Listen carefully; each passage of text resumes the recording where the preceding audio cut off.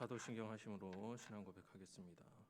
전능하사 천지를 만드신 하나님 아버지를 내가 믿사오며 그 외아들 우리 주 예수 그리스도를 믿사오니 이는 성령으로 잉태하사 동정녀 마리아에게 나시고 본디오 빌라도에게 고난을 받으사 십자가에 못 박혀 죽으시고 장사한 지 사흘 만에 죽은 자 가운데서 다시 살아나시며 하늘에 오르사 전능하신 하나님 우편에 앉아 계시다가 저리로서 산자와 죽은 자를 심판하러 오시리라.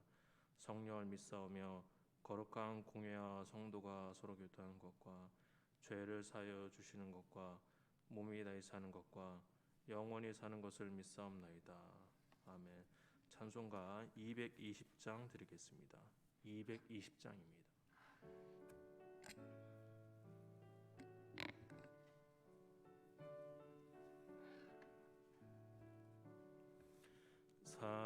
사랑하는 주님 앞에 형제자매 한자리에 크신 은혜 생각하며 즐거운 찬송 부르네. 내 주 예수 본을 받아 모든 사랑 내 몸같이 환난 근심 위로하고 진심으로 사랑하세. 사랑하는 주님 앞에 온갖 충성 다 바쳐서 괴로우나 즐거우나 주님만 힘써 섬기네. 우리 주님 거룩한 손 제자들의 발을 씻어 남 섬기는 종의 도를 몸소 행해 보이셨네. 사랑하는 주님 말수 같은 주로 섬기나니 한 피 받아 한 몸 이룬 형제여 친구들이여 한 몸같이 친밀하고 마음으로 하나 되어 우리 주님 크신 뜻을 지성으로 준행하세. 함께 보실 하나님 말씀은 요한복음 13장 31절에서 35절입니다. 요한복음 13장 31절에서 35절입니다. 신약성경 171면쯤에 있습니다.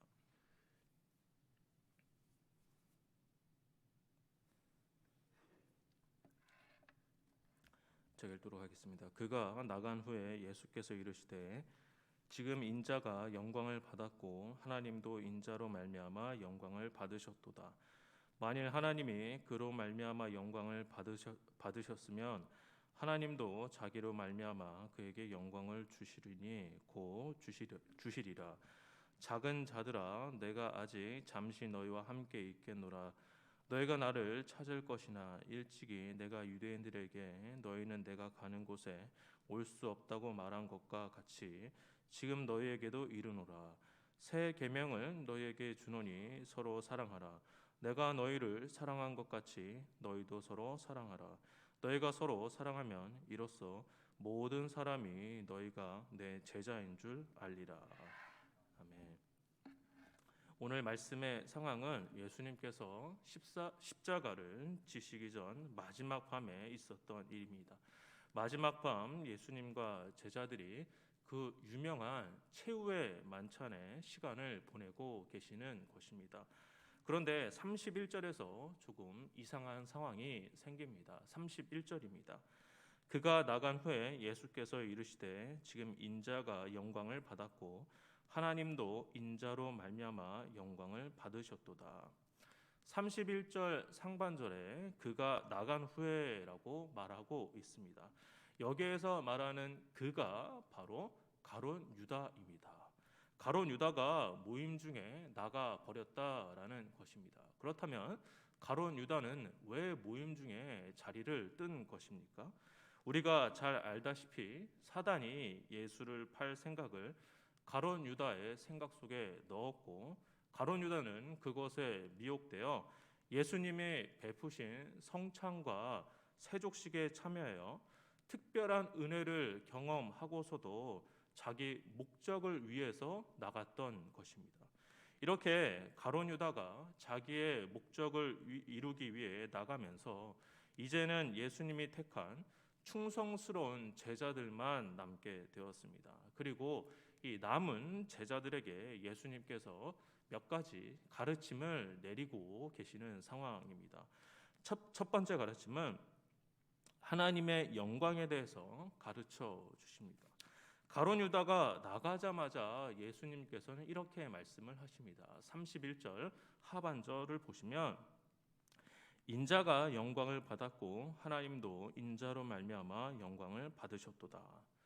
가룟 유다가 나간 것밖에는 없는데 예수님은 이 순간이 바로 자신이 영광을 받을 시간의 시작임을 아셨던 것입니다. 그런데 어떻게 가룟 유다가 예수님을 팔러 나간 것을 하나님의 영광과 연결시킬 수 있는 것입니까?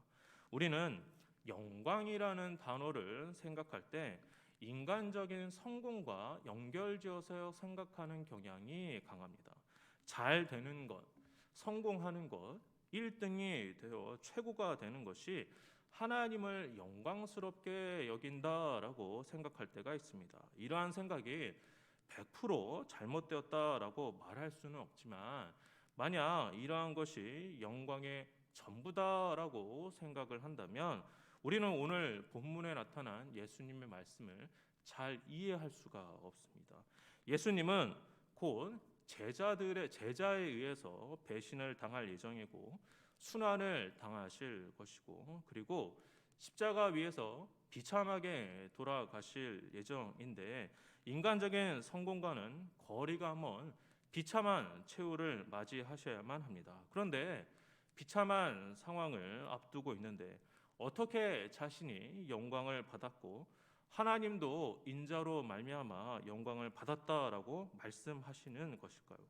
오늘 본문에서 예수님의 말씀이 잘 이해가 되지 않는 이유는 예수님이 생각하시는 영광과 우리가 생각하시는 영광의 개념이 다르기 때문입니다. 예수님이 생각하시는 영광은 자기를 보내신 아버지께 하나님 아버지께 순종하며 그분의 이름을 존귀하게 하는 것이 예수님이 생각하시는 영광의 개념입니다. 그렇기에 예수님이 앞으로 당하게 되실 수모와 십자가의 죽음조차도 그것이 하나님의 뜻이라면 기꺼이 순종하는 것이 그것이 하나님의 영광을 받으시는 것이다라고 말씀을 하시는 것입니다. 따라서 우리의 관점에서 보면 지금 예수님이 안 좋은 일을 당하시는 상황처럼 보이지만 오히려 예수님은 이때 철저히 하나님의 뜻에 순종할 수 있는 기회로 여기시는 것입니다. 즉 하나님의 뜻에 순종하는 것이 하나님께 영광을 돌리는 것입니다. 두 번째입니다. 새로운 계명에 대해 가르쳐 주십니다. 34절과 35절입니다.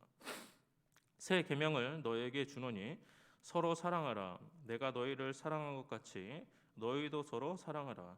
너희가 서로 사랑하면 이로써 모든 사람이 너희가 내 제자인 줄 알리라. 사랑하라라는 명령은 전혀 새로운 명령이 아닙니다. 그것은 구약 때부터 명령해 온 것인데 예수님의 명령은 조금 특별합니다. 왜냐하면 그냥 그저 두루뭉실하게 서로 사랑하라라고 하지 않으시면서 분명한 기준을 제시하고 계시기 때문입니다. 그 기준은 바로 내가 너희를 사랑한 것 같이라고 사랑하라는 것입니다. 그렇다면 예수님은 제자들을 어떻게 사랑하셨습니까? 어떻게 사랑하셨기에 내가 사랑한 것 같이 사랑하라고 하시는 것입니까? 예수님은 제자들에게 다정하고 친절하게 잘 해 주었다라는 정도의 사랑을 보여주신 것이 아닙니다. 예수님은 자신의 생명을 내려놓음으로써 제자들을 자기 자신의 생명보다 더 사랑한 것입니다.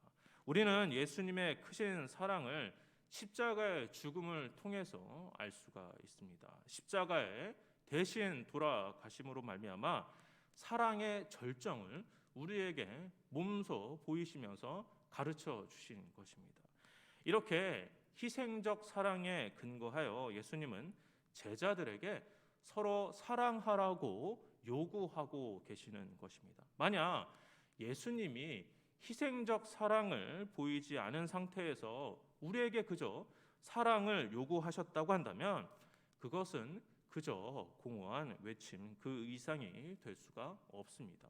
예수님께서 사랑의 모범을 보여주셨기에 제자들에게 또한 우리들에게 사랑하라라고 요구하고 요청하실 수 있는 것입니다. 그런데 이렇게 서로 사랑하면 그저 사랑하는 관계에서 끝나는 것이 아닙니다.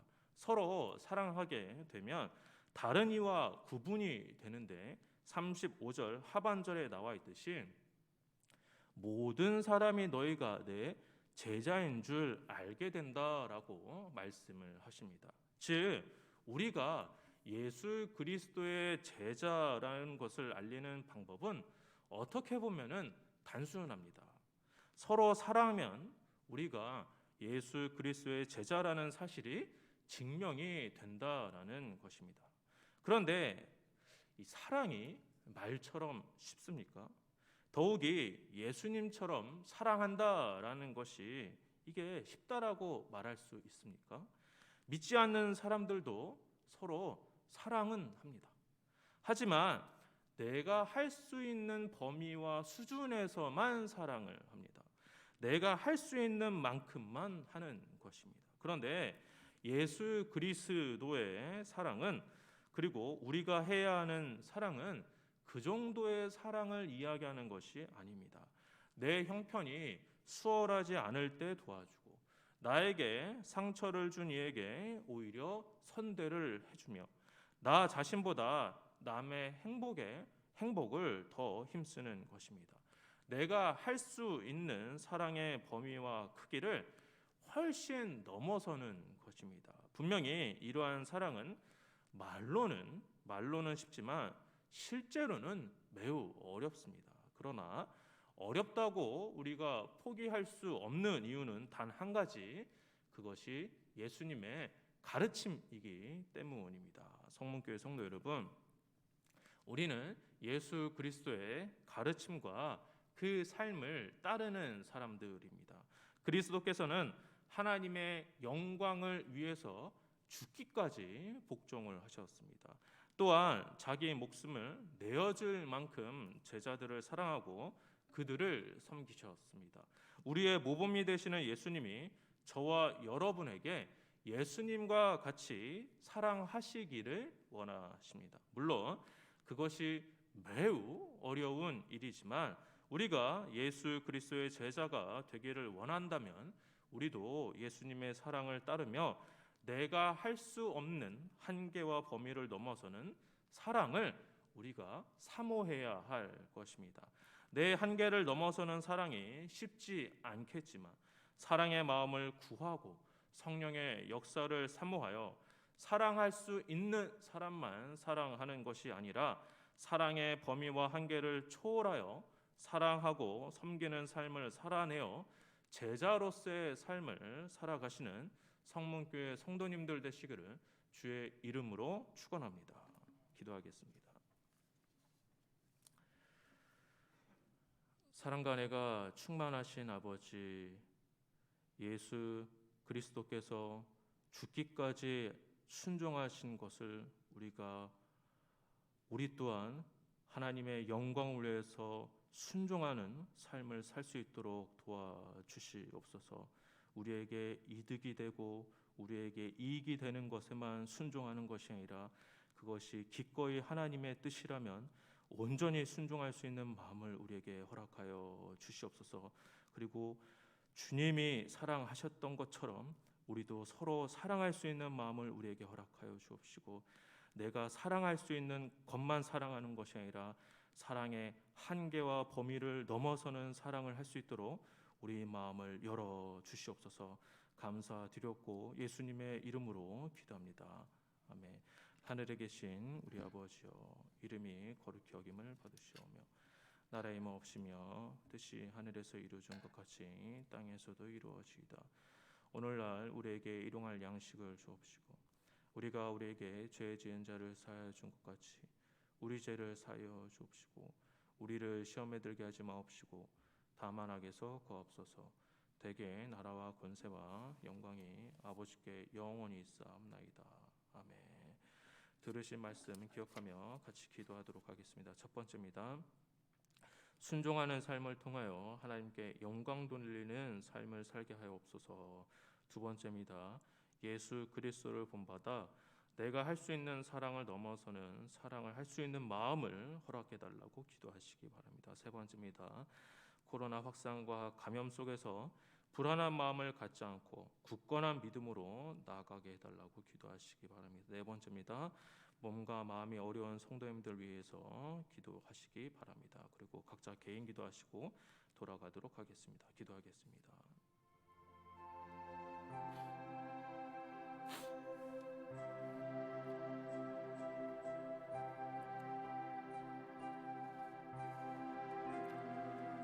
사랑과 은혜가 충만하신 아버지, 하나님의 영광을 위해서 살아가는 우리 모두 영광의 개념에 대해서 살펴보겠습니다. 아버지, 우리에게 이득이 되고 잘 되어지고 최고가 되고 1등이 되어지는 것이, 그것만이 하나님의 영광이 되는 것이 아니라 우리에게 어렵고 힘들고 불편할지라도 그것이 하나님이 기꺼이 원하시는 것이라면 그것조차도 하나님의 영광으로 생각할 수 있는 아버지 관점의 변화를 우리에게 허락하여 주시옵소서.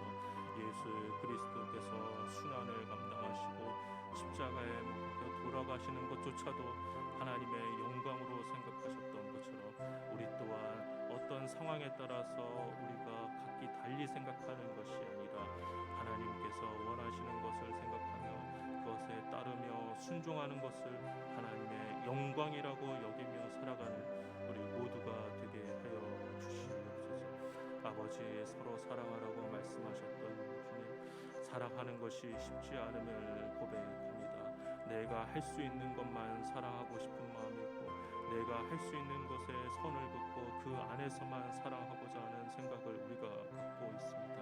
아버지, 우리의 사랑의 한계와 범위를 넓혀 주셔서 내가 사랑할 수 있는 그 이상을 사랑하게 하시고 내가 사랑할 수 있는 한계를 넘어서는 사랑을 하게 하여 주셔서 아버지, 우리가 서로 사랑할 때 그리스도의 제자라는 것이 드러나는 삶을 살아가게 하여 주시옵소서.